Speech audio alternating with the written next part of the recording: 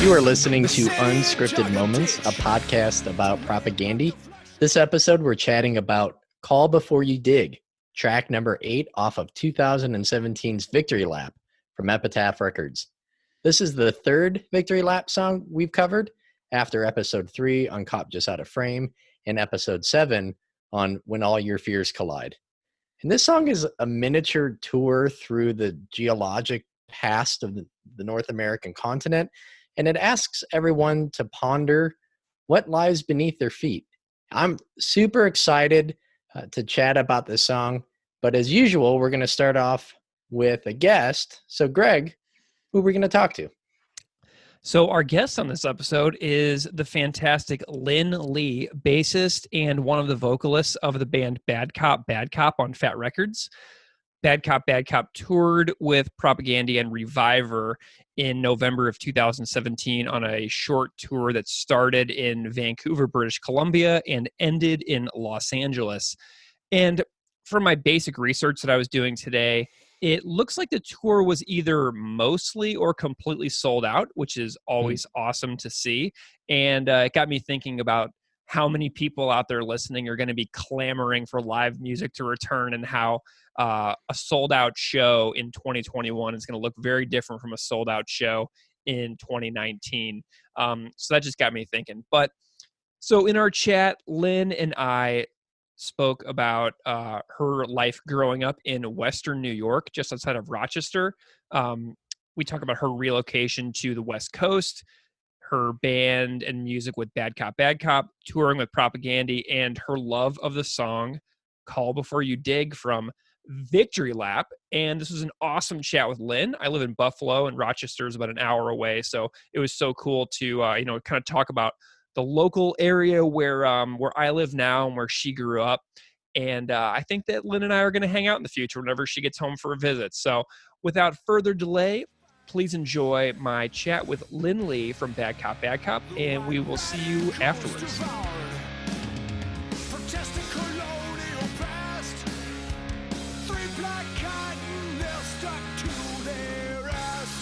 Lin Lee, welcome to Unscripted Moments, a podcast about propaganda. Well, thank you for having me be a part of this. It is a delight to have you. Welcome. Thank you so much for being here. Lynn, this is really funny because after I invited you to be a guest on the show, someone told me that you are a Western New Yorker, and I live in Buffalo, so obviously this came as quite an intriguing factoid for me. Right. So I reached back out to you and I was like, hey, are you a Western New Yorker too? And you're like, yeah, grew up in Rochester. So I only moved here a couple years ago. So let's talk about Western New York. Tell me about growing up here in like the around Rochester and Buffalo in this region.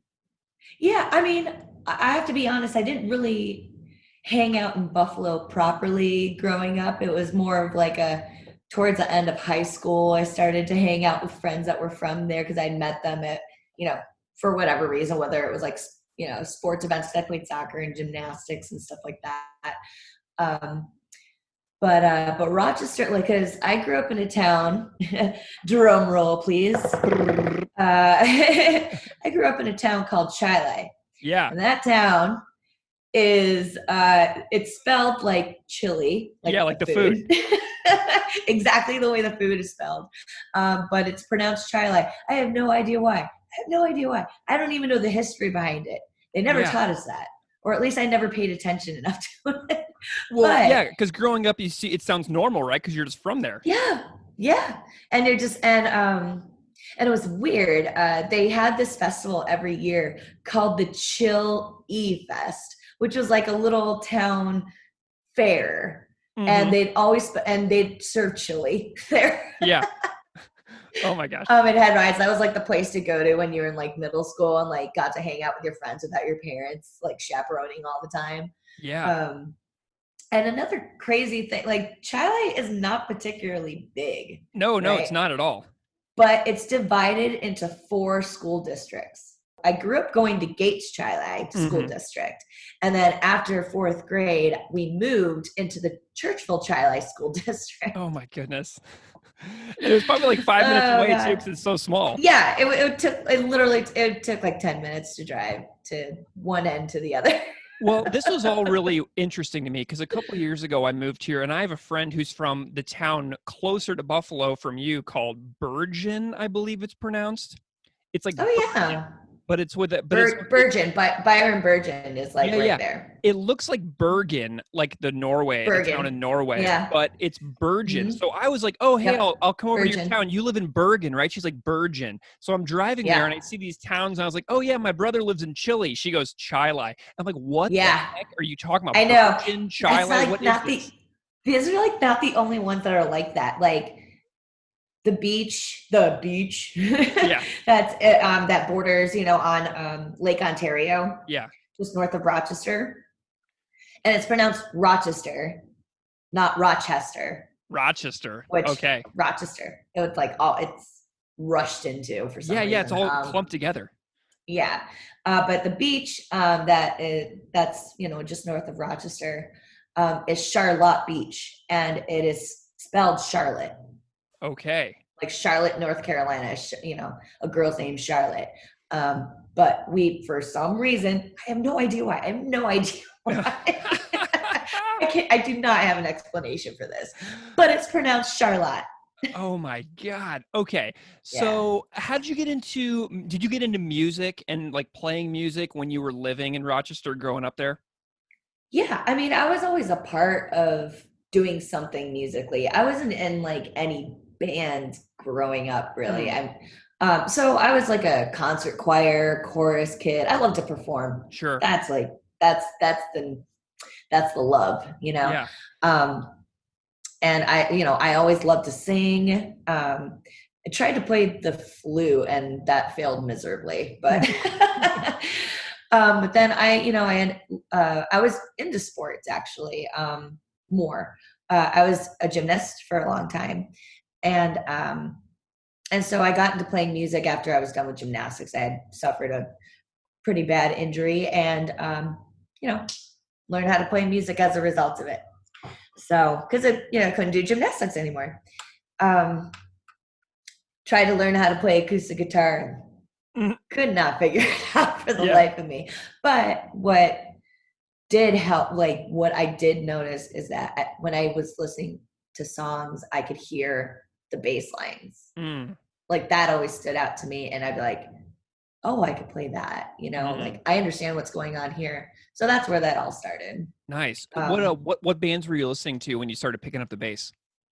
Honestly, it was just like stuff like Green Day or the Cranberries were a part of that mixture. I mean, growing up like in a town like Rochester, at least for me, just based off my experience, it was just what you listened to on the radio. It was really it wasn't very often that you got to hear of anybody outside of like popular music, But then as I was getting older, I was being introduced to things like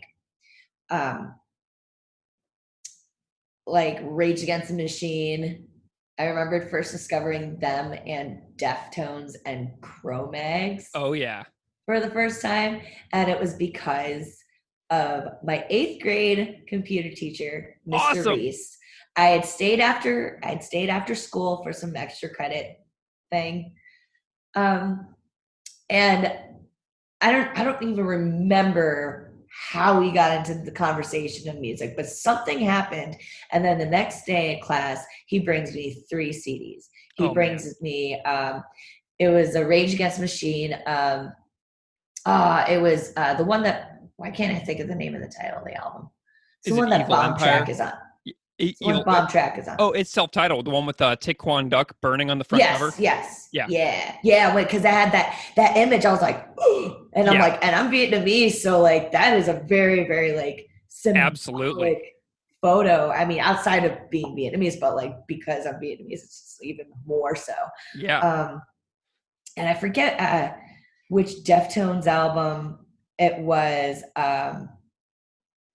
And then it was Cro-Mags. It was Age of Quarry. Oh, Age of Quarrel, yeah. Quarrel, thank you. I'm so bad with titles. You know what's awesome too? I'm so bad with that shit. Oh, it's fine. Me and my co-host Keith, we're both teachers, and we're like those kinds of teachers that like take that little risk, and it's like show the kids rancid. Awesome. You know what I mean? It's like yeah. Keith runs That an was- after-school metal club where he shows kids heavy metal bands. That's so cool. Exactly. I love that. I love that. And I got to give you guys props for being amazing at your profession, like, and doing it during such an incredibly crazy time. Absolutely. I mean, it's surreal. It's absolutely surreal. Okay, so what years are we talking about here? Like when you started like really getting into music? I was like 17 or 18 years old. So like pushing like late 90s. Okay, cool. That's about the same. You That's know? about the same for us then as well. Yeah. What took you out west? Because you're in California now. So what took you out there? And have you been out there a long time? Like what took you out there? Well, so after high school, I moved to Philadelphia. Mm-hmm. And I lived there until 2000, just like January 4th of 2010. Oh, okay. And I was in a rockabilly country psychobilly band. They didn't like to be called psychobilly, but to me it was kind of like that because it was fast. But I played in a band called the Reach Around Rodeo Clowns, and that name. Is it on Apple or Spotify or anything? Yeah, Did you make a record? so. Sweet. I made a record. I did one record with them. But I don't know if you can find that anywhere. I think it's called Bob the Clown. Nice. Did it come out on a physical copy or was it just digital? Yeah. Awesome. I think it was, we had physical copies for a while. I bet people could find it on Discogs easily if they wanted it. Yeah, maybe. I played upright bass on it. And so. Oh, that is cool. Yeah. I moved out to California because the Rodeo Clowns we had a bunch of shows lined up on the West Coast, and like a couple of them were some like recurring residencies. And so I had to be out there for like a few weeks or so. And I had always wanted to move to Southern California. I mean, there was just something about it that I was like, I want to give it a try, man. And you can always move back. I could always move back, but like, absolutely, this was like a good reason for me to like give this a shot. Yeah. And it was crazy. It was crazy timing because a friend of mine who was living in Southern California in Costa Mesa at the time. She wanted to move to Philadelphia because she wanted to work out there. She was a tattoo artist. And so we basically switched places. So I moved to her place when I had to, and she moved to Philadelphia. So, and I've been out here ever since. I'm in Long Beach right now. Long Beach is awesome. Awesome. Fantastic. Is that where Bad Cop forms in Long Beach? Actually, we base ourselves out of San Pedro. Oh, California. Cool. Half of our members live in San Pedro. What's that? Awesome. It's like Mike Watt represent. Oh yeah, I have a Mike Watt signature bass. Made by Reverend that I use that I play when I play in Europe. So awesome. Okay, so that is a nice, fantastic roundabout story. I had to talk to you about Western New York. It's such a special and interesting and unique place. All those details that you said about the pronunciation stuff. It's so funny. Oh yeah. But I want to draw us in a little bit here. Sure. Talking about propaganda, however you say it, if you're north of the border or south of the border. I say propaganda. There you go. I always like to see how people say it. It's funny. So how did you find Propaganda in the first place as a band and as a fan? Well, it wasn't actually until I moved to Philadelphia. Okay. It actually wasn't until I had approached like my early 20s where I really was introduced to punk music. I mean, I had growing up, like where I grew up, I was, I heard Green Day and Blink-182 and No Doubt and Offspring, and I liked it. It was rad to me. I thought it sounded cool, and it was, it was different. It was cool. I liked it. But I was also a little bit more into the hardcore scene because that's what I was surrounding myself with at the time. And Western New York has a pretty tight hardcore scene. It does. Absolutely. And that was like when I first got introduced to Madball and Sick of It All and Murphy's Law and Agnostic Front and Bad Brains and stuff, because like I had friends that I developed there that introduced me to that music. So that's what I surrounded myself with a lot. And so it was really just a combination of that and whatever I heard on the radio that I felt like at the time. But so fast forward to like, you know, I was probably 21, 22 when I really, when I first heard my first like whole like mind-blowing punk album, and it was Suffer by Bad Religion. And I was like, what the holy shit, this is what it could be. Yes. You know, then it started you know, introducing myself into bands like Against Me and bands like No Effects and Lagwagon and like Pennywise, Anti-Flag, all those. So I got introduced to Propaganda, How to Clean Everything, and I listened to that and I liked it. I genuinely liked it. But I wasn't, you know, I didn't follow them. Right. You know, it wasn't on like a daily rotation. So you kind of, you know, when it's something you listen to, for me, if I am like moved by something, then it is on my daily rotation. So I will never forget it.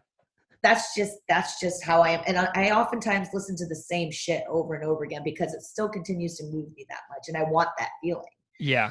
And that album was interesting to me, but I don't think I appreciated it very much because I was still looking for a certain sound that came out of it.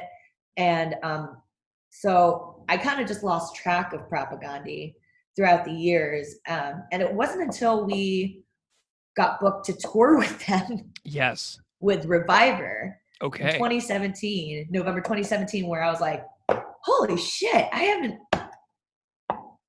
heard Propaganda in forever. Like, and it was for the Victory Lap tour. Okay. And I was like, I gotta catch up, man. This is, and I realized like there's all these records that I missed. Yeah.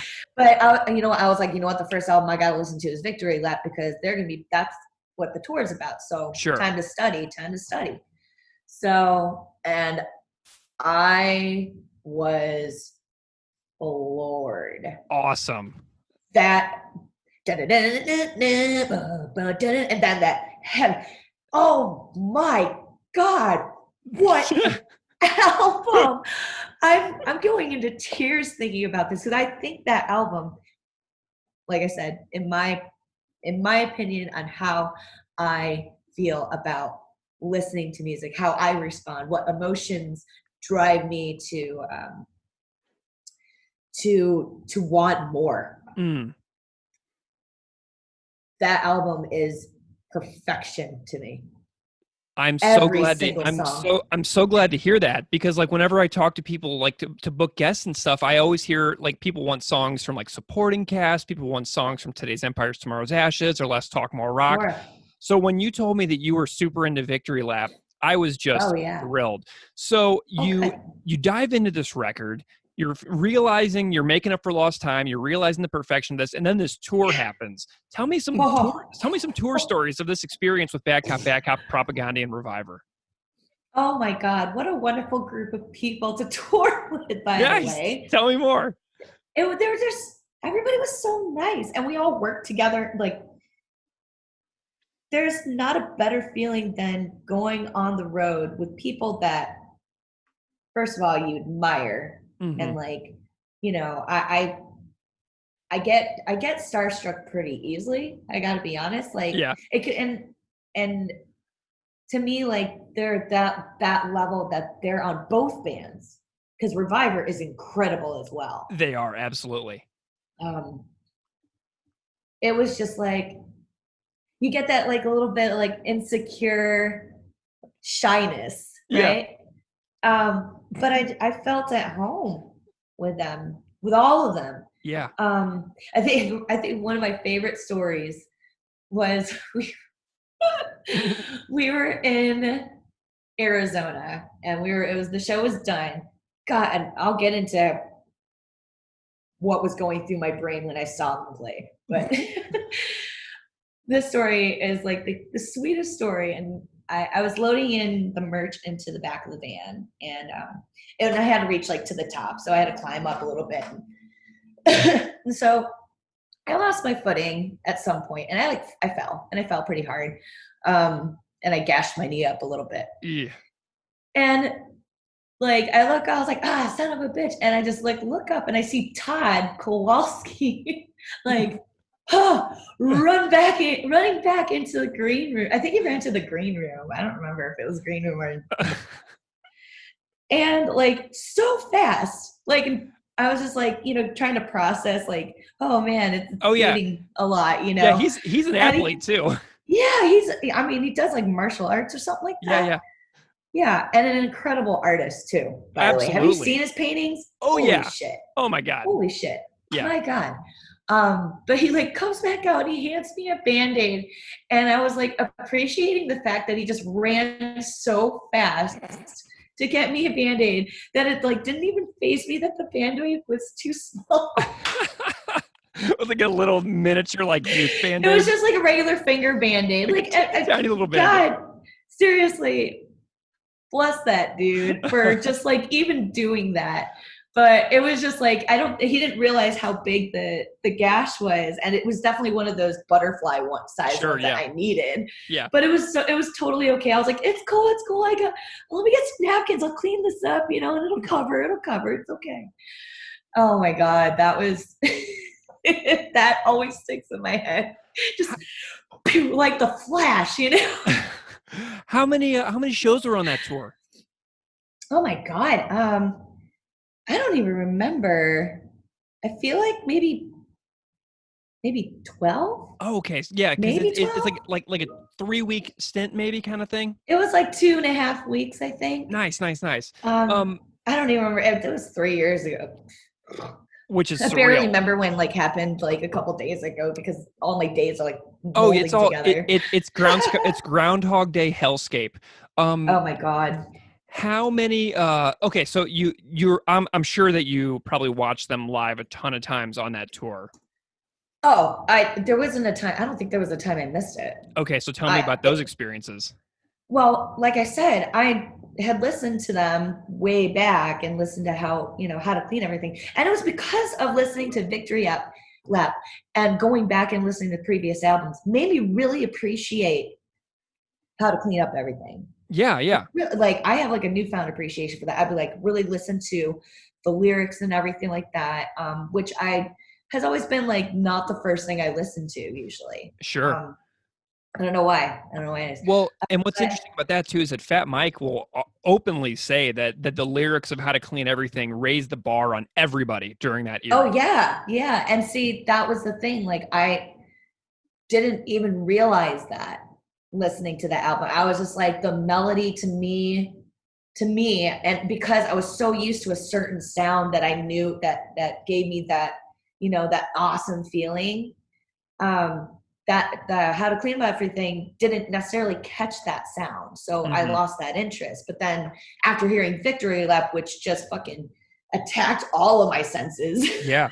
And my brain just, then I had to be like, I got to listen to everything. Yeah. Because if they were capable of making an album like Victory Lap, like this, there's got to be something where like I'm missing. Awesome.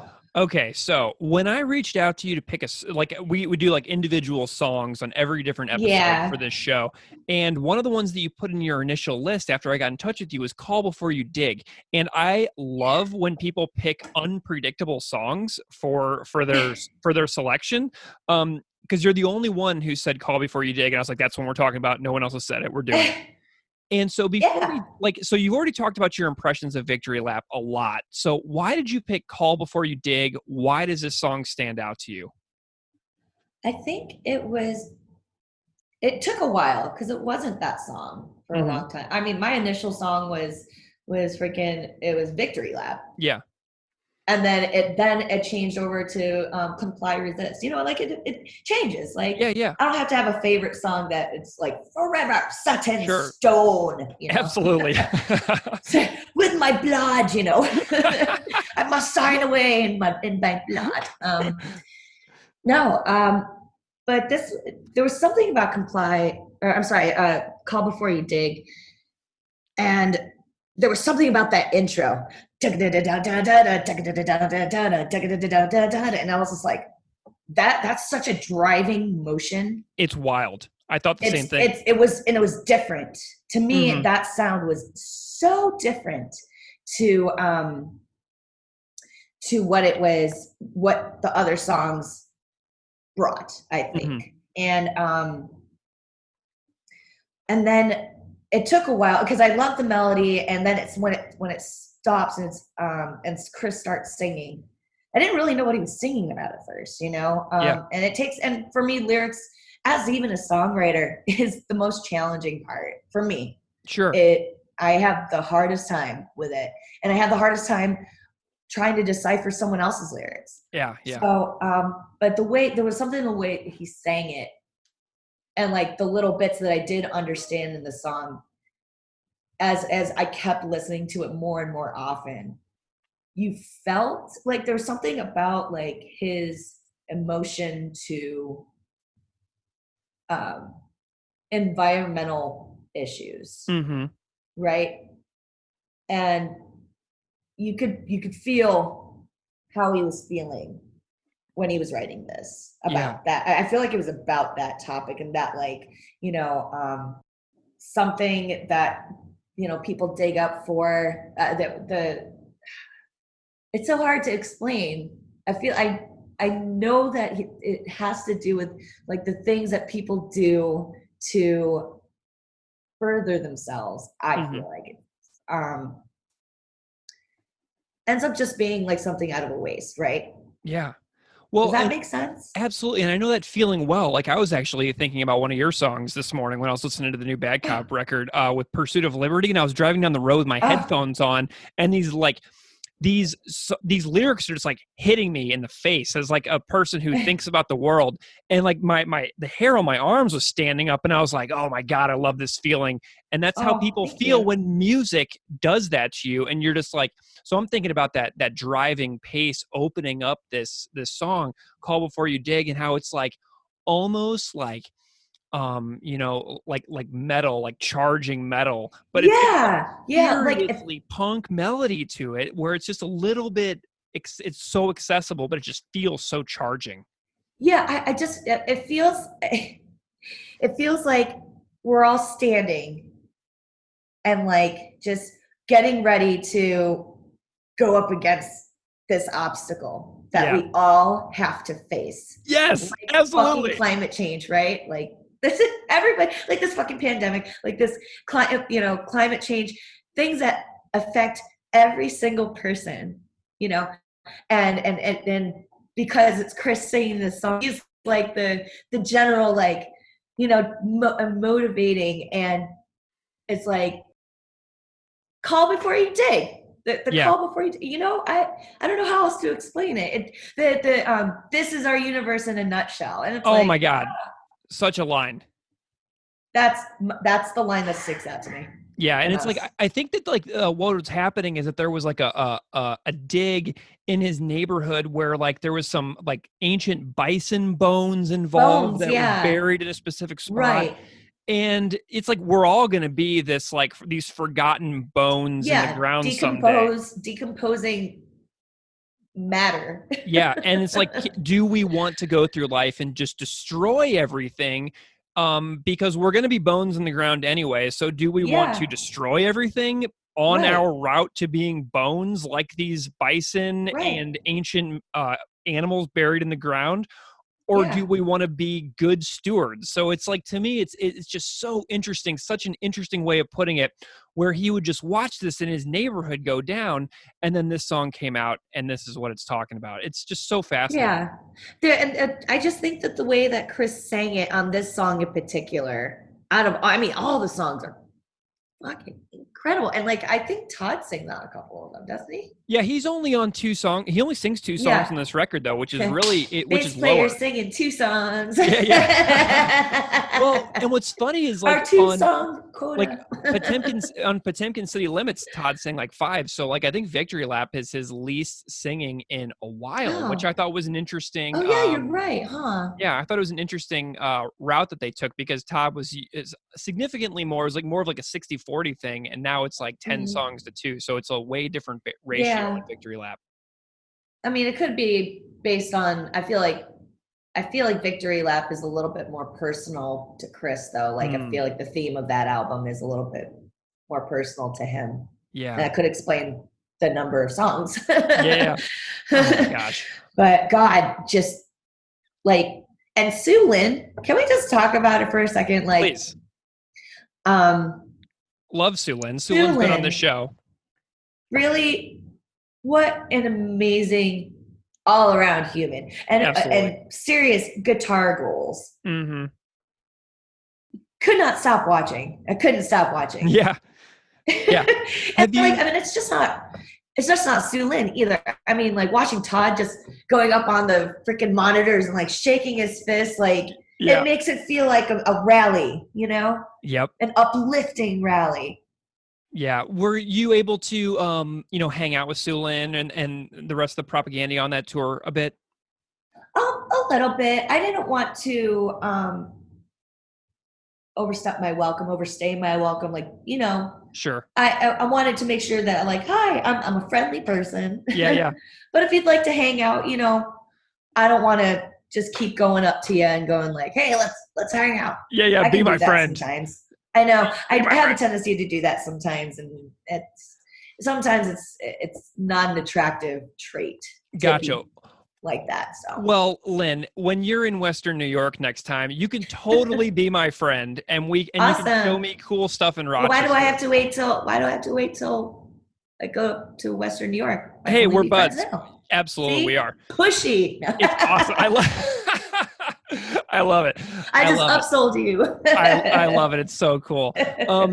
Okay. Well, are there any other like stories or examples or anything else that jumps out at you about anything Propaganda related? It could be like the specific musical performance of the song, or just some of your other favorite tunes that like really do it for you as like a musician and a songwriter yourself.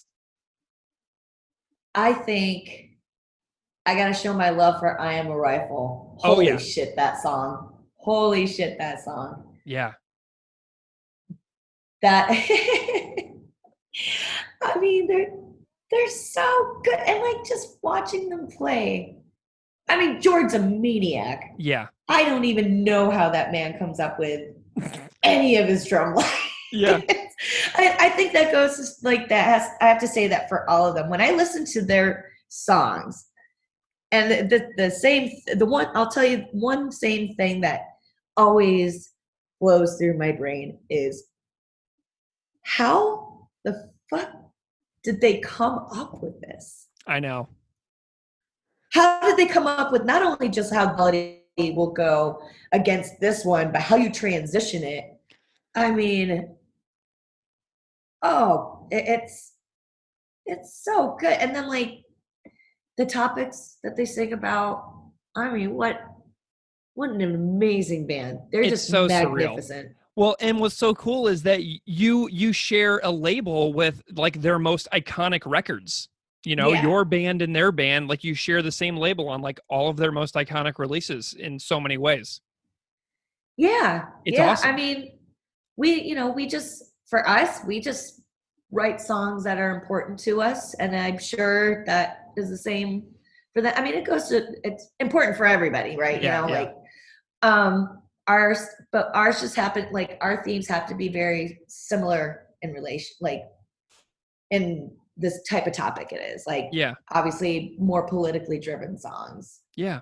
Because that's just the way we are. Awesome. Well, Lynn, I'm so grateful to you for your participation on Thank you Unscripted so much Moments. for having me. It's a niche podcast for musicians and super fans of this band Propaganda to get together, hang out, geek out about something that draws us all together. And I can feel your love and appreciation for this band, virtually through our screens here. And it's like exciting me. I'm like coursing with adrenaline right now. And so maybe you want to promote any projects of yours for the audience, like tell people where they can like find your work or et cetera, if they want to know more about what you do. Oh, sure. For y'all listening out there, you can follow us on all the social media platforms, Instagram, Facebook, Twitter. We're on all that. We also have merch that is up on our website. You can go to badcopbandcom, Mm-hmm. and there's going to be links for all that stuff there. We also have a European distributor for all those savings on shipping costs. Awesome. For our European friends, and that is at tmommerch.com, I believe. I believe so, yes. I can put a link for all those in the show notes too as well. So if anybody's looking for the European merch, look in the show notes below and you'll be able to just click on it directly from your podcast app. Yeah, and we have a few things in the mix coming up here soon. So just be on the lookout, and yeah, hope to see y'all at the next show, whenever the hell that's going to be. Yeah, well, and that new Bad Cop record is so ridiculously good, and I can't... Oh, thank you so much. It's ridiculously good. And my friend Eric from Counterpunch was talking about it on his Facebook page. He's like, I don't know if you all have heard this yet, but you got to get this new Bad Cop record because it is so unbelievably good. So then I started getting and then I bought it on one of those Bandcamp Fridays. Sure. And then I gotta get the LP. I gotta get the LP too because I've got a massive record collection behind me, and I'm on a vinyl buying tear right now because I can't go to shows. So I'm spending all my show money on vinyl. So like, I would be going to see bands, now I'm buying records. Like, so that makes a lot of sense. Well, Lynn, this has been an awesome hang. I'm so glad that you were able to take some time out of your day to hang out with me, chat propaganda, chat tours. It's just awesome. We're so grateful to you for hanging out with us here. Well, I really appreciate you reaching out, and thank you for having me be a part of this. This is a lot of fun.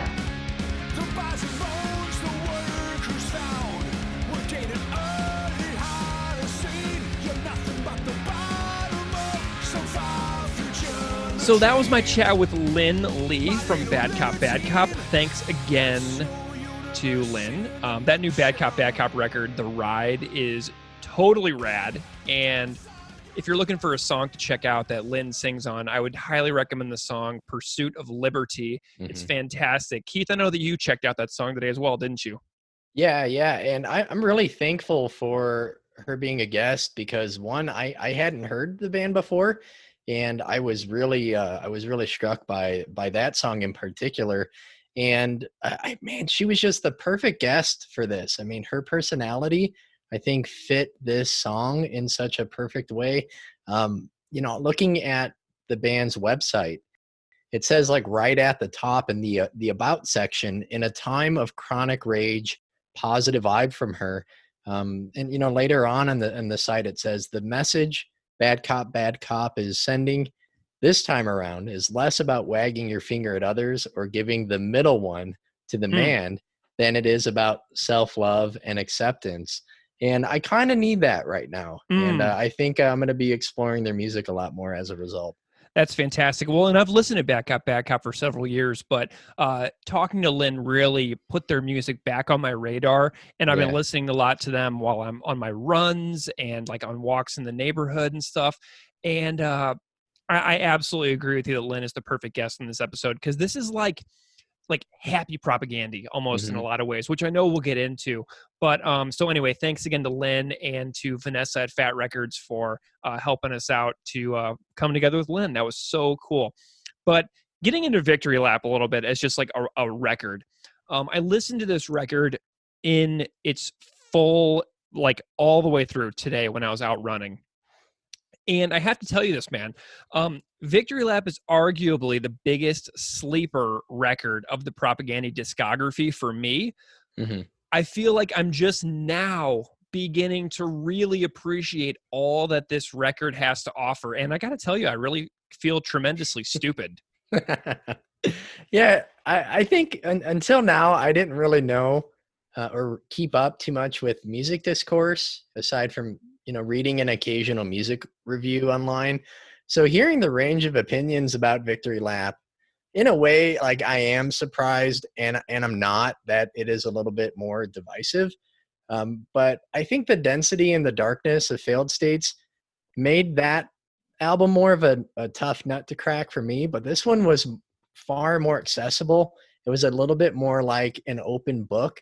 And I think that was just a great contrast coming off the heels of Failed States. And well, I think also a great detail with Lynn being on this episode is not hearing anything between How to Clean Everything Until This. And like that, I think that was just like such a great perspective for someone who had to kind of go back and like, find the other music, and that, that this is what she really kind of latched onto, which is awesome because I don't think this album necessarily gets the love it deserves. Mm-hmm. Well, and you would think about somebody who's in a band on Fat Records, you would think that they would gravitate. I thought that Lynn would tell me that she would gravitate towards a song in the Fat Rec era of the band because, they're on the label and they shared like that same label, that same like iconic logo of Fat Rec.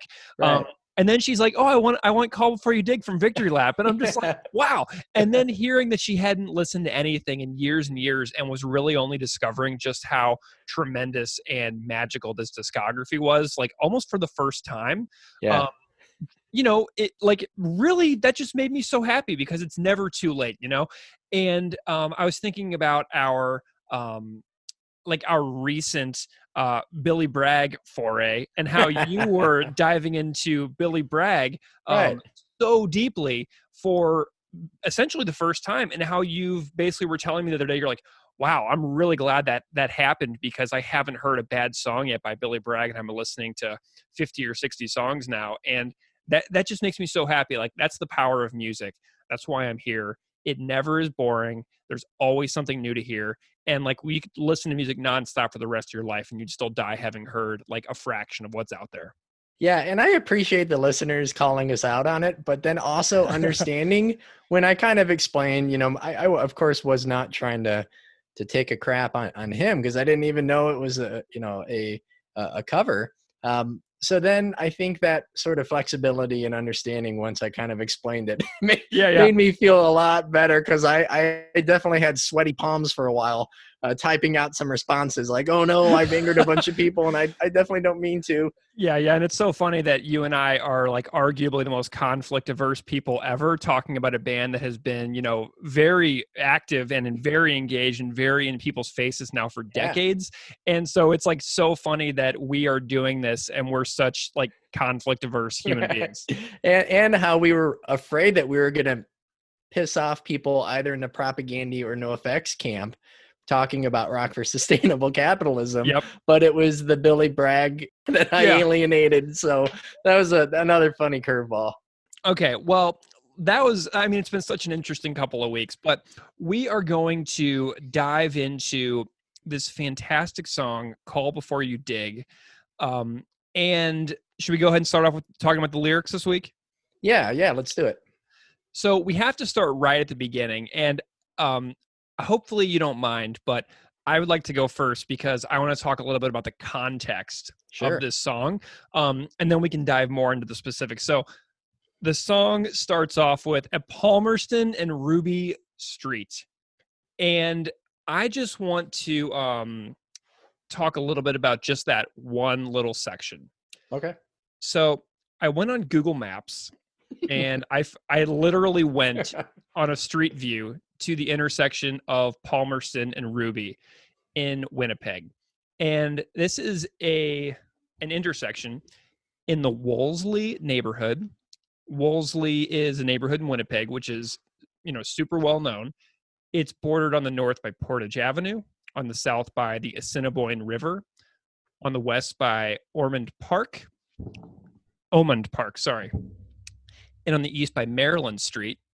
What's so crazy is when we started this show, Sam from Witch Police Radio in Winnipeg wrote to me and he told me that his elementary school, the Laura School, is located right near Palmerston and Ruby in Wolseley. And there's a community center, which on my Street View perusal looks to be the Robert Steen Community Club, which is exactly at that intersection. So that was like exactly at the intersection of Palmerston and Ruby. And, I went on the Google Street View and it looks like it has these amazing outdoor skating rinks. Hmm. And Sam also said that in the 90s, his like 90s punk bands would play shows at that community center. So then he also suggested today when I was chatting with him on Twitter, he's like, you should go and watch the Cancer Bats video for the song Winter Peg, because tons of local cool stuff in Winnipeg is featured in that video. So I'm watching it and I'm thinking, wow, this reminds me of Every Time I Dive's video for the song Map Change from Low Teens, which features all of the resplendent glory of Buffalo, New York. And so I'm watching this video, Winter Peg, and all of a sudden, what do you know? The words House of Hannah pops up on the screen. And then there's Chris Hanna holding open his screen door on the side of his house wearing a Megadeth hockey jersey. So a little more about Wolseley and Winnipeg. The neighborhood is named after a British Army officer who had led the expedition of British regulars and Canadian militia who came to the Red River in 1870 to suppress the rebellion, which created the province of Manitoba. So that's pretty wild. I also watched a few YouTube videos of the Wolseley neighborhood and like walking tours, like where people are like walking around the neighborhood saying, so this is like the shops in Wolseley, or like going on a driving tour. And it seems like such a rad neighborhood, man. Like if I were moving to Winnipeg tomorrow, I think that I would shoot squarely for living in Wolseley because it looks so awesome. It reminds me of like the area around Broadway and Maine where I used to live in Saskatoon, Saskatchewan, and like going to shows like Amigos Cantina.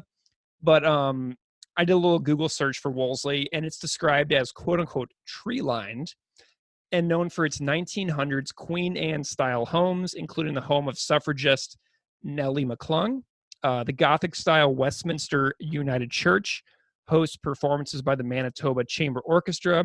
There's indie shops along Westminster Avenue, including like organic grocers, new age bookstores, and restaurants on Sherbrooke Street that serve hearty, comforting food, Danish schnitzel, and vegan burgers.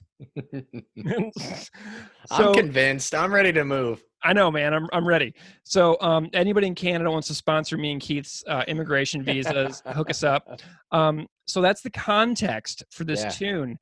And does that not sound like the perfect context for propaganda? Yeah. It's interesting because there's that somewhat idyllic, what we see as almost like an idyllic neighborhood, but there's something kind of bigger and deeper, connected into the song. And I almost never comment on YouTube videos, but I went back and watched this on YouTube, and I found a comment that I posted a couple years ago. Yeah. And offering up basically just my interpretation. And I think that shows that this song, above any other, really challenged me on this record. Like I had to figure it out a little bit on my own. And I remember Chris tweeting a few years ago.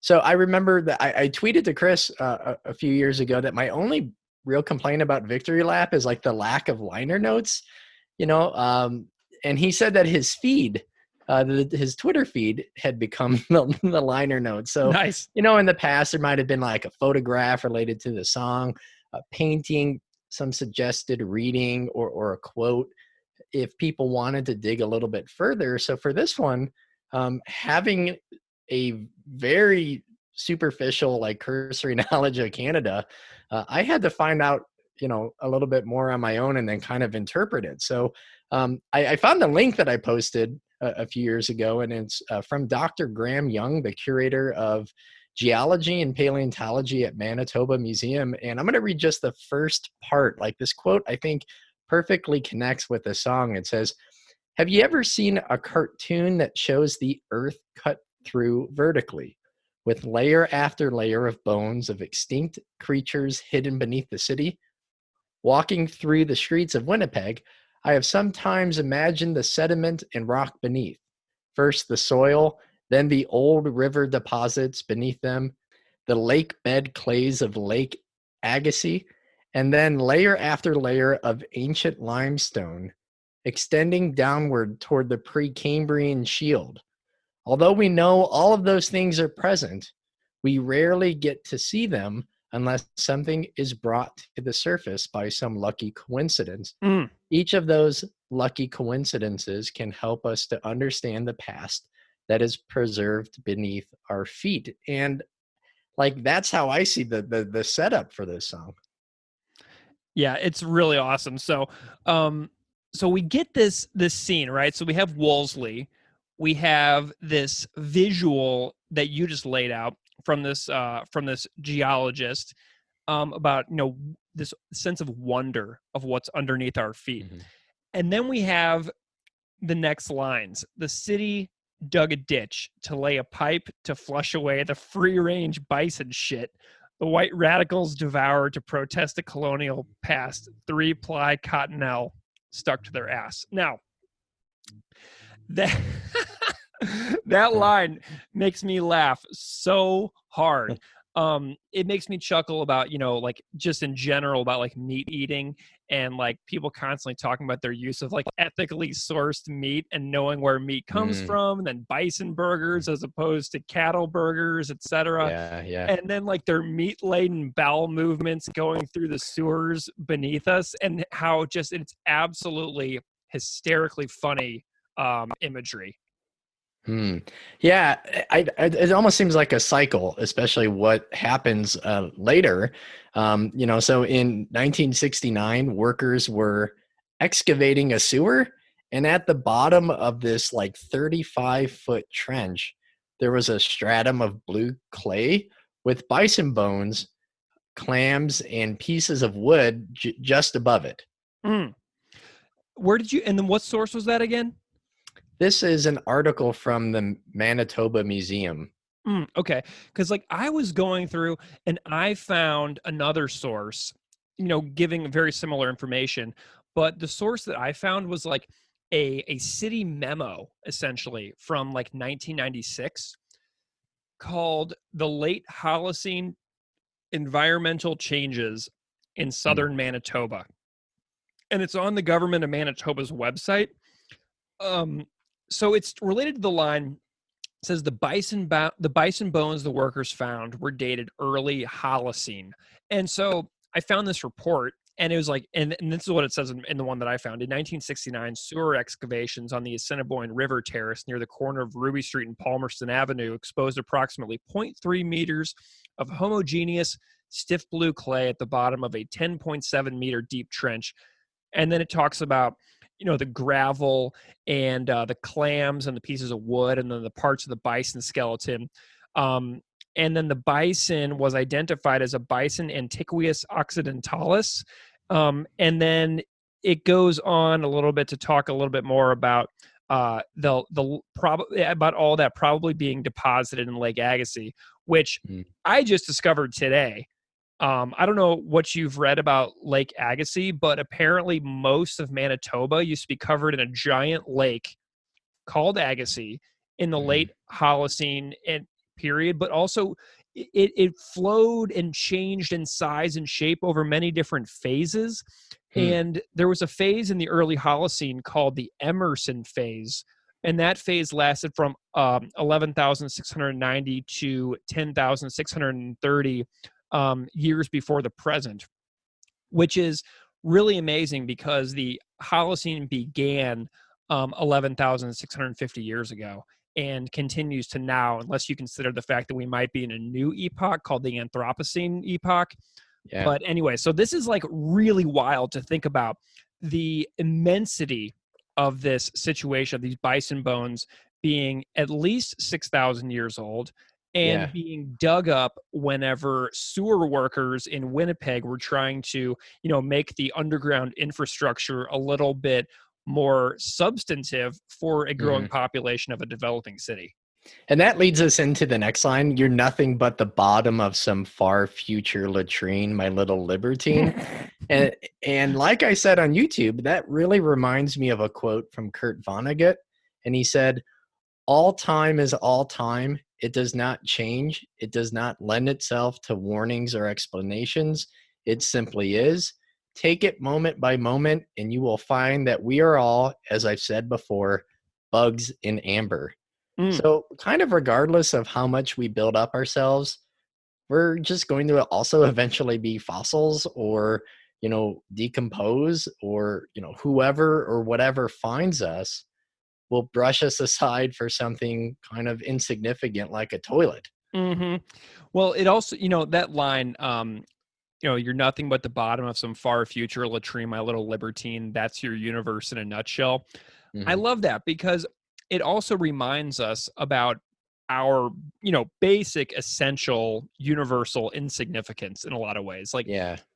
you're thinking about these dudes, because I'm sure they were dudes, digging up a city street on a street corner next to a river, and they dig up these bones of this once mighty creature, next to a sewer line that's just carrying like our poop, and it's pretty gross work what these workers were doing.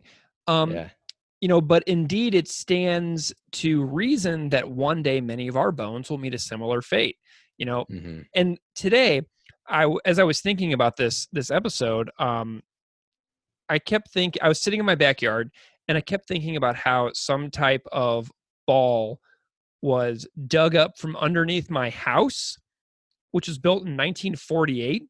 So in 2018, I had a sump pump installed in my house, and the workers dug through the foundation floor of my house, and they pulled like a ceramic ball Oh, out of the wow. ground Yeah. underneath my house, and it's downstairs in my house right now. And I remember that today as I was thinking about this and like the infinite possibilities of what is directly under our feet every day. Mhm. There could be early Holocene remains under me right now and under anyone else out there listening to this right now. You just don't know what is underneath you, down various depths, under the crust below us. Yeah, and then that word libertine, I think, also really stands out, and that is a kind of began in like the 14th century, an English term meaning a freed person, someone who was previously enslaved and later set free, going back uh, kind of being to a Rome term. And by the late 1500s, according to Merriam-Webster, libertine had been extended to religious and secular freethinkers. So I kind of see that word there maybe a little bit as a jab at like the self-righteousness of new atheism. Like, sure, you can think for yourself and you can lambast religion and spirituality, but that doesn't really help create or instill meaning. Mm, Okay. So yeah, and you said that's your universe in a nutshell. It yeah. kind of reminds me of the line in Rock for Sustainable Capitalism. That's how the world works, but this is like on a cosmic scale. Yeah. You have not just the artificial wealth and power that humans invent, but on the cosmic scale, there's like life and death and transformation and discovery, and then all of that repeats. It then segues into the reference to Louis Armstrong, right? I see skies of blue. Oh And man, that I love that. yeah, and it's almost super unexpected, especially a song that's so well known. But I see this less as just like a reference, but like almost a mantra. Like I interpret that as Chris saying this to himself as a reminder to find beauty in the world, Mm. because sometimes like then after that, and you can't bring me down with your acerbic online wit, call before you dig. Yeah, man, I'm so glad that you were thinking about the sky blue thing because I was about to overlook that. Um, what I like most about this song is it's a little tribute to Winnipeg. It's like a Mm, piece of historical documentation for like a cool moment in Winnipeg's history when we were reminded of like these, this epoch long development over this land that we all walk on, where it connects us to beings that were on this ground thousands of years ago. And all of a sudden, their existence, their past existence, is thrown right into our faces yeah. when we go about updating our or street infrastructure, and then all of a sudden you have this thing in your hands that's thousands and thousands of years old, and there it is. And like, it also reminds me of how small our existences are, that our bones going in the ground, just like this once mighty bison. And I had this sinking feeling that Chris wrote these lyrics when he was in like a damn good mood. You know what I mean? Yeah. I feel like he was just in a really great mood when he wrote this. Like, I picture him going on a walk in the neighborhood with his kids, being at the corner of Palmerston and Ruby Street at the community center, maybe playing hockey at the outdoor rinks that you can see on like Google Maps and stuff. And, they were just probably sitting around, and him like, oh man, guess what happened 50 years ago here on this exact spot, Right. telling his kids the story about the sewer workers discovering fossils that were thousands of years old. Because little kids love stuff like that. They love ancient fossils and dinosaurs and like, extinct creatures. And they Mhm. love that kind Mhm. of stuff. So I just picture these kids soaking up this story. And then I picture the weather being gorgeous that day with blue skies above, like it's mentioned in the song, and having Mhm. these words come to him that capture a moment in time with his kids, maybe at the community ice rink, and experiencing a real moment of beauty and joy. And that thought just makes me damn happy. And even if that's not what happened, that's what I'm Yeah. going to choose to believe happened. That's what I'm going to choose to think is how this song came together, because, those moments of fleeting joy with like kids when they're a certain age, it goes by way too fast, man. And like, so I Mhm. feel like this is almost like um a little like timestamp for him being like, hey, remember when I told you guys that story about the bison being dug up under the street? That's what this song's about. And then they're going to Mhm. be like, holy smokes, like that's so cool to me. Yeah, I always thought the online wit part kind of stood out the most. Like I felt like it Yeah. didn't really fit in. But if the rest of the song is kind of conveying this idea that we're not here for very long, Yeah. how do you want to spend your time? Shit posting on social media, Yeah. being a contrarian, or maybe stopping and taking some moments to find beauty in the world and trying to understand how you fit into it all. Like, I think that's far more meaningful. Yeah, and I didn't understand that acerbic online wit line either, but maybe he also just means that he likes reading about these types of things, and he's not going to let anyone ruin. Like, I almost see this as almost like a comedy as well. Like the protest line about the bison and stuff like that. I think it's super funny. Hmm. But I also found something else about Call Before You Dig, and I was like, what is this? Why what does the title mean? So I know we normally save YouTube comments for the end, but a comment from someone named Robin from Winnipeg on YouTube says, I am from Winnipeg, and Call Before You Dig is the warning slogan for Manitoba Hydro, a crown corporation headquartered in Winnipeg, which is the province's major energy utility.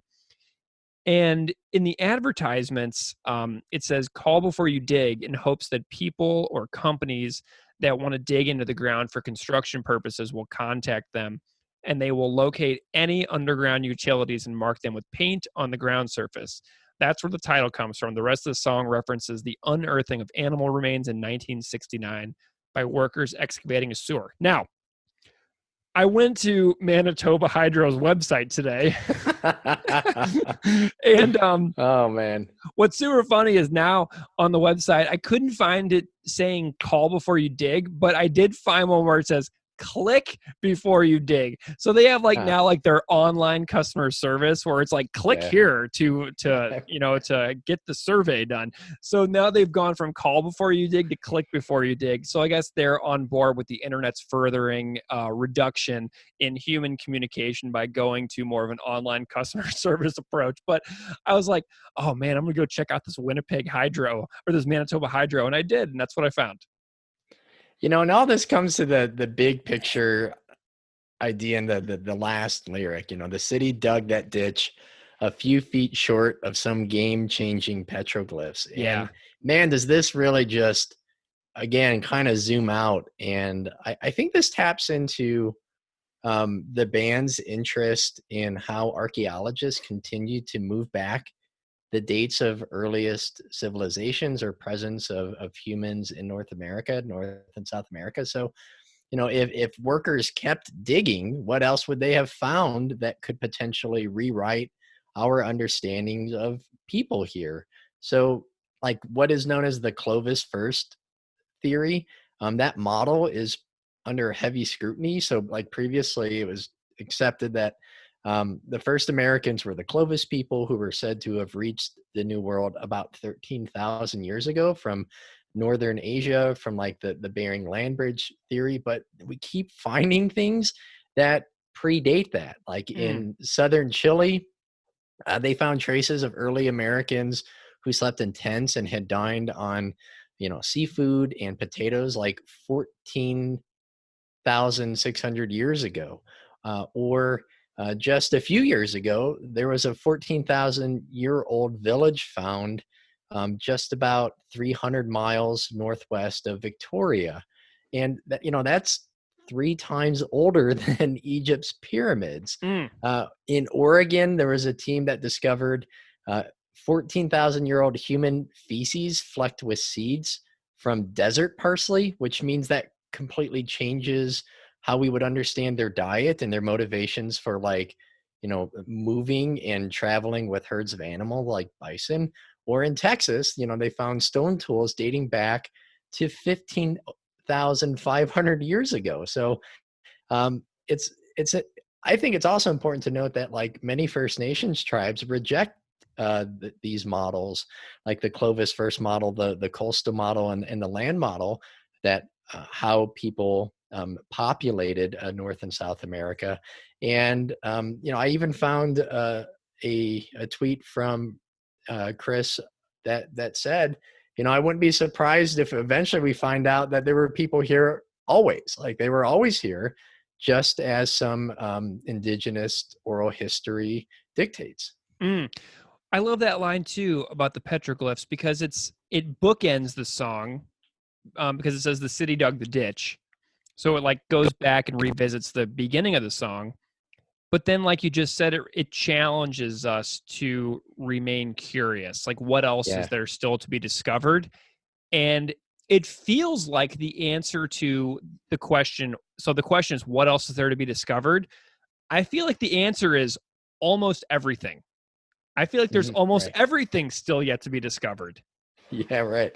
So should we go on and chat about some of the music of this song? Let's do it. All right. So tell me what your thoughts are on the musical performance of Call Before You Dig. There are a few songs in this album, Victory Lap, that I think had their origins maybe in the writing of Failed States and even earlier. But I really think this song sounds like definitively like Victory Lap. It sounds like a new era of the band. I don't know if I could really hear this before this moment. So like I said, I think it's kind of fun to imagine, seeing Lynn's face when she first heard this song after, only really knowing how to clean everything, since this is just so different. And I love the chuggy opening riff. There's something that's heavy about it, but it's also hummable. It's not like, kind of bro-y heavy chuggy, but there's like still like a I don't know, almost an airiness to it. Like the guitars kind of harmonize at first with that main riff. Then the guitar on the right ventures off into like these accentuating chords. There's this is weird, but I kind of visualize that opening riff as like the riff being knocked back and forth by the drums. Like, I know this is like, I keep getting this idea of like a volleyball, if that makes sense. Like something's like kind of going back and forth. That's awesome. As it's like the dun dun dun dun dun. Like boom, it's the riff boom. Keeps moving back and forth by the drums, and or like for maybe just a simpler visual, just this swaying motion. And what I love about it is, although it's heavy, there's such a levity to this opener that I think becomes even more clear when Chris's vocals and then the next melodic guitar riff hits. To me, this song just sounds happy. I mean, it's like this band happy. Yeah, I'm with you that this is a very happy and positive feeling song. This is joyful, it's playful, and that it stands out among Propaganda's catalog in that way. It's bright, it has fun licks on the guitar. It feels like it would probably be a really fun song to play. And, I bet this is the kind of song the band would enjoy playing live every night if the crowd would go off for it. You know what I mean? Right. And, yeah, I love that hard chugging introduction as well. Like, almost reminds me of like some like almost like a funnier, lighter version of like a power metal intro. Right. Yeah. But I like, again, man, the drums. I know that I talk about Jord obsessively, but I love Jord's approach so much when he's doing a somewhat fast tempo on just the floor tom, the bass drum, and the snare, with cymbal hits to accentuate every now and then. Like here on this song where the lyrics are going, before their very eyes. Like George, psh, psh, psh. So he hits on those vocals, but it's just like boom, ba, ba, ba, ba, ba, ba, ba, ba, ba, ba, ba, ba, ba, ba, ba, on those drums. And I just love the feel of that because it's so signature Jord. Because when I go and do what I feel is exactly what he's doing in this song on my own drum set, it just doesn't sound the same. Like he has this signature sound that I feel goes back to Less Talk, More Rock, where he's going at that sort of like on this, like this speed, like that mid tempo, where he's just really going at it on that floor tom with no cymbals. And it's just so great. And so I found a really good cover version that I actually posted on Twitter earlier by a music covers project called The Isolation Booth that is so well performed. And I just loved watching the drummer cover this because all I could find of the band playing it was one poor quality live recording video from 2017 on YouTube. And, I wonder how the band feels about this song these days. Like I went and looked at some set lists on setlist.fm from last year, and I didn't see them playing it on any of the set lists in 2019 that I found. But yeah, that's kind of how I feel. That's what I'm wondering about that. But I also noticed that David Gillis has a writing credit on this song. If you look at it online too. So interesting. So the Beav is credited as being one of the writers on this. That kind of busts my description as the new era. But yeah, I saw a different cover from a channel on YouTube called Last Note. And the guy actually covers the entire album. Yeah. And the music playing, like his performance kind of blew my mind because his left hand pretty much doesn't move after the intro. Like his pointer finger, his first finger is at the second fret.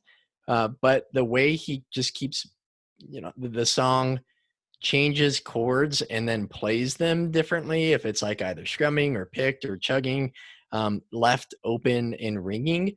I expected this to look a lot busier, but it isn't. But it's just a lot of just like reforming and changing, changing guitar. It's just a lot of progression with those chords pretty much in the same spot, which to me, like that's not at all what I was expecting. Well, and I actually found that YouTube channel also, and I actually posted a comment on that guy's page seeing if he would come on and talk guitar with us for another Victory Lap song. So if you're out there, man, hit me up. But another thing that's a feature in this song is something that has become very signature Chris, and that's the yeah that he does in this song. And one of our listeners, Ryan, aka All Cops Are Barnacles on Instagram, mentioned that the first time Chris does this is Rock for Sustainable Capitalism, which we didn't mention in that episode, but he's done it ever since, and including on this song. And I love when Chris goes because it's like the perfect transition in this song to "That's Your Universe in a Nutshell." Like it just is like boom, it just hits you. And he does it so often. Like I was listening to Failed States today also. He does it on several songs on Victory Lap, and I never get tired of it. Yeah, I remember him saying something about there was going to be a lot of Tom G. Warrior grunts from Celtic Frost and Triptychon. Like they're definitely like all over this album. Those great grunts. Yeah, I absolutely love it. And Chris, I hope you never stop doing it if you hear this. Um, let's see. Do you have any other thoughts on the music on this track? Yeah, I think the bass adds, like I said, there's this levity to the song, and it adds to that at first, layering the chugging intro, but then it kind of foregoes the heaviness for just way more melody. Mm-hmm. And just the tones, like the tones on this album, I absolutely love. There's like right before Skies of Blue, there's that great like a slide down the neck, a pick slide. There's that really straightforward riff that bridges the Fare Thee Well with the Skies of Blue. I just think picking those chords adds a ton of texture, and this song seems to have like fewer parts overall compared to some of the more intricate songs that we've discussed so far. There aren't as many like twists and turns like we've talked about with maybe things kind of throwing you off or throwing in something unexpected. But holy crap, is it just effective and powerful and uplifting? And just, I love this track. Yeah. And I wonder if, so, because I like this song so much, and I don't think I realized how much I liked it until just recently after going through it so many times over and over and watching performance playthroughs, watching a live version of it, seeing that the Beeve was also credited and the writing was pretty cool, and then also learning about this really awesome history in Winnipeg. It all just ties together so well. And I think it's a shame that I get the impression that this may be an overlooked track. Yeah, yeah. Did you find any cool like YouTube comments or anything for this song? Yeah, I found one that said, they got rid of the part that puts me off punk, but remain punk. Well done. I think I found one that said, where is it? Here it is. The song is about how even the strongest of living creatures, humans, will be reduced to shit, like the bison once was. And I absolutely love that because it challenges you to find this sky is blue moments every day. Because there's like these moments throughout Victory Lap, like, Dad, are we gonna die? Yes, son, both you and I, maybe not today. It challenges you to be like, well, I'm alive now, let's find some humor, let's find some joy, let's see some beautiful things, let's learn some geeky stuff about the Holocene epoch here in Winnipeg. And that's what it does for me, and I just love the fact that this song reminds you, just like this YouTube comment is saying, to live now, today, just Yeah. because, do you have a like a big lesson or anything that you take away from this tune? Well, that article that I mentioned earlier from Manitoba Museum, there's a quote at the very end. It said, sometimes we don't have to travel far to find evidence of long past worlds. And, I mentioned in last Will and Testament how I've tried to slow down my life some. The last few years I've gotten into fossil hunting, actually, like mostly crinoids, brachiopods, chain coral, horn coral, honeycomb coral. And, I can find them in the floor at the Field Museum. You could walk around and see them in the limestone in buildings in Chicago. Like I learned that watching PBS. And, we could go to the beach and under 5 minutes, I could find something and show you, a fossil that is older than dinosaurs. Right. And like, I only recently discovered that about, where I live. And that fills me with like this wonder, but also a little bit of dread. And it reminded me of like that part from Neil deGrasse Tyson's Cosmos, where he's talking about the cosmic calendar. If the life of the universe were spread across a calendar year, all of human civilization would be like the last minute of the last day of the last month.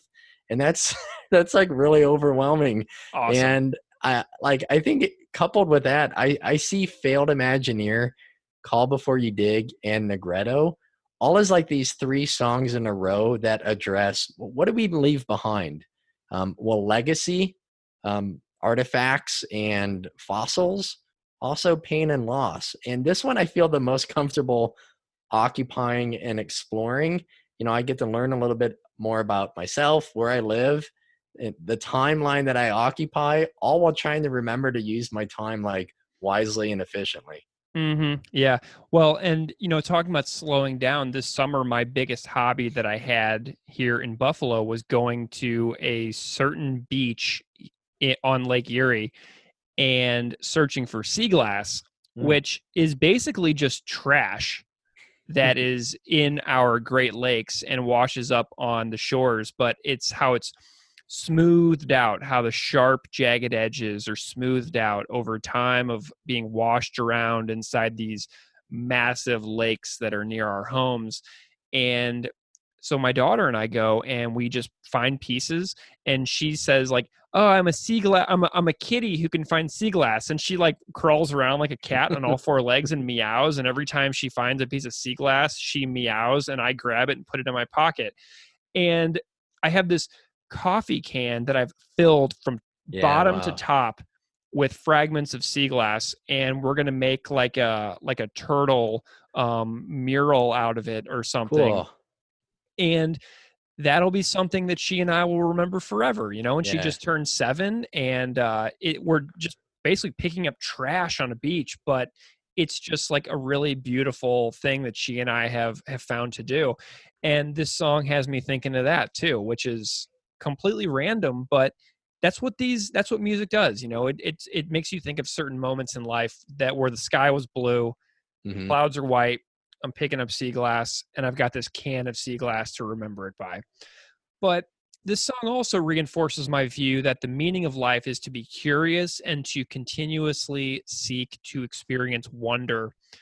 And just before we recorded, I was sitting in my backyard and I enjoyed an incredible Lake Erie sunset, which if you haven't experienced is really something, because the sunsets here in Buffalo are astonishing because the city looks west and it's essentially an ocean sunset over Lake Erie every day from Buffalo. And the wonder that I feel when I watch Lake Erie sunsets makes me feel just tremendous awe. And if the topic of this song happened on my street, like if they were excavating and found these, these ancient bones under my street, I would be so excited. And I love how this song reinforces the idea of childlike wonder and remaining open to being impressed with discovery. So hats off to Chris for picking up on that special moment and turn it into a song. It's just genius.